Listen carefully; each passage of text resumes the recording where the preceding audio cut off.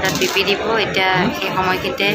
ECG test হ'ল eco কাৰণে গৈছে হেল্ল' এভৰিৱান স্বাগতম জনাইছোঁ ৰণৰ ৰিজনাৰ আন এটি ভিডিঅ'লৈ এয়া ৰাতিপুৱাৰ সময় মই গা পা ধুই আহিলোঁ আৰু লৈছোঁ ৰান্ধিবলৈ যিহেতু আমি ৰান্ধি বাঢ়ি খোৱাকৈ ৰুম লৈছোঁ এটা লাও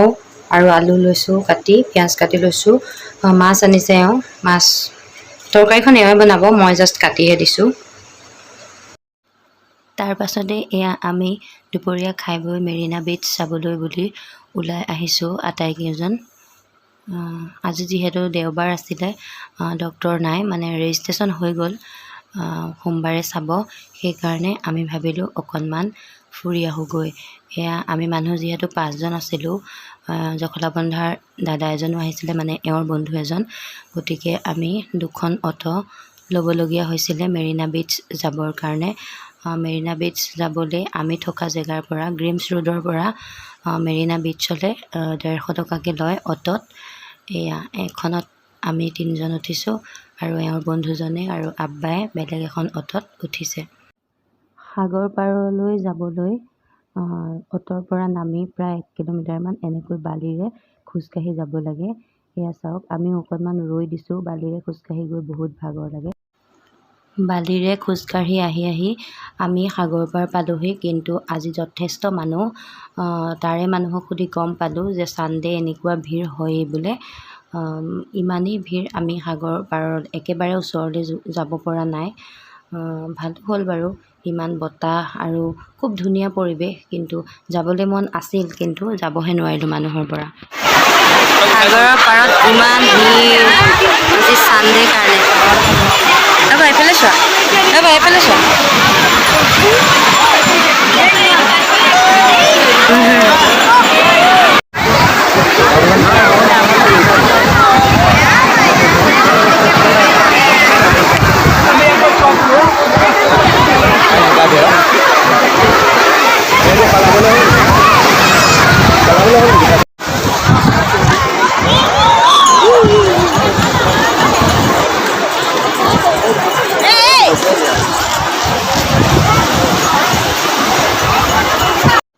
সাগৰৰ পাৰতে অসংখ্য দোকান খোৱা বস্তুৰ পৰা আদি কৰি অন্য সামগ্ৰীৰো এয়া শংখ এওঁলোকে দৰাই আছে মানে দাদাজনে কিনিব আমি কিনা নাই দোকানীজনে বজাই দিছে শংখবোৰ দেখিবলৈ ধুনীয়া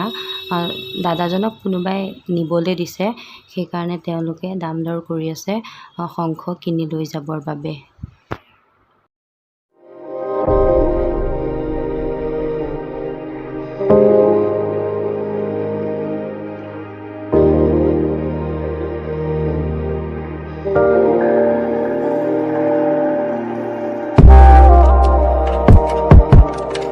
গুমধান খাবলৈ আহি গ'লোঁ আৰু গুমধান নোখোৱাকৈতো যাব নোৱাৰি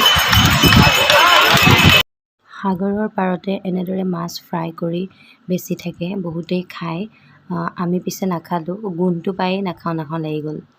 হেল্ল' গুড মৰ্ণিং কালি ফুৰি চাকি আহি আৰু ভিডিঅ' কৰা নহ'লে এতিয়া খোৱাৰ পৰা উঠিলোঁ 7টা বাজি গ'ল মই ল'ৰা শুই আছে তাৰ কাষতে মই বহি আছোঁ বাকীসকল চব হস্পিটেল গ'ল মানে মা আৰু আব্বাক 7টা বজাত পোৱাকৈ মাতিছিলে গতিকে কালি ৰেজিষ্ট্ৰেশ্যন হ'ল আজি ডক্টৰে চাব গতিকে 7টা বজাত তেওঁলোকক কিবা টেষ্ট কৰিবলৈ মাতিছে আকৌ আহি যাব ডক্টৰৰ টাইমটো জানি আহিব তো তেওঁলোক সেইকাৰণে সোনকালে উঠিলে গ'ল মই উঠিলোঁ বাৰু মুখ হাত ধুলোঁ ধুই পেলাই এতিয়া চাহ একাপ খাই লওঁ ধুনীয়াকৈ বনাই চাই থাকক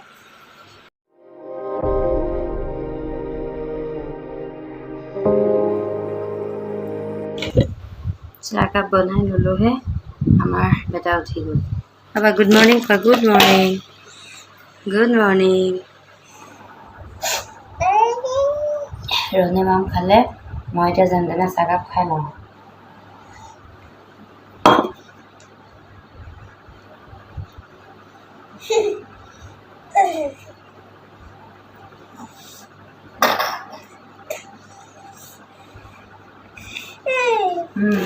হেল্ল' ময়ো আহি হস্পিটেল পালোঁহি ল'ৰা শুই থাকিলে মায়ে টেষ্ট চলি আছে ফাৰ্ষ্টিং দিলে 12:30 পিপি দিব এতিয়া সেই সময়খিনিতে ইচিজি টেষ্ট হ'ল ইকো কাৰণে গৈছে আৰু আব্বাই মই বহি আছোঁ মোৰ এপইণ্টমেণ্ট মই ল'লোঁহে আজি এপইণ্টমেণ্ট নাপালোঁ কাইলৈ 9:30 বজাত পালোঁ মানে আজি ফুল হৈ গ'ল এপইণ্টমেণ্ট 8টা বজাতে লোৱা হ'লেহি যদিও মই কাইলৈ 9:30হে পালোঁ তো বাৰু মোৰ এতিয়া চেকআপহে গতিকে দেখাই থাকিম বাকী মা আব্বাহঁতৰ হৈ থাকক আব্বা এতিয়ালৈকে দেখাব পৰাই নাই মানে মাক তলৰ পৰা তলৈ নি থাকিব লগা হৈছে ভালকৈ চিনি নাপায় সেইকাৰণে গোটেইখন এওঁ দেখাই দি থৈ এবাৰ মোৰ ওচৰলৈ গ'ল মোক আনিলেগৈ গতিকে সেইবোৰ কৰি আছে টেষ্ট চলি আছে গতিকে ঠিক আছে জনাই আছোঁ হেল্ল' হস্পিটেলৰ পৰা আহিলোঁ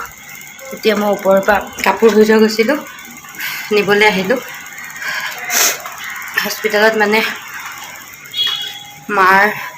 চেকআপ চলিয়ে আছে এইটো পাছত সিটো এতিয়া চকুৰ চেকআপ চলিব আঙুলি এটাত কিবা হৈছে সেইটো চেকআপ চলিব গতিকে কামবোৰ হৈ আছে আব্বাই মই ল'ৰাক লৈ গুচি আহিলোঁ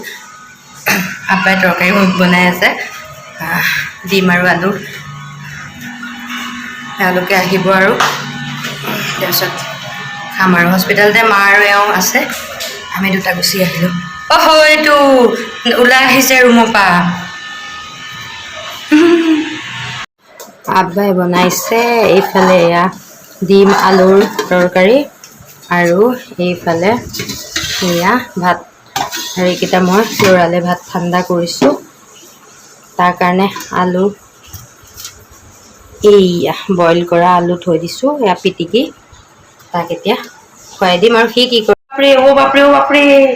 গুচি আহা পৰিবা আমি ভিতৰলৈ যাম ভিতৰলৈ তুমি নোৱাৰিবা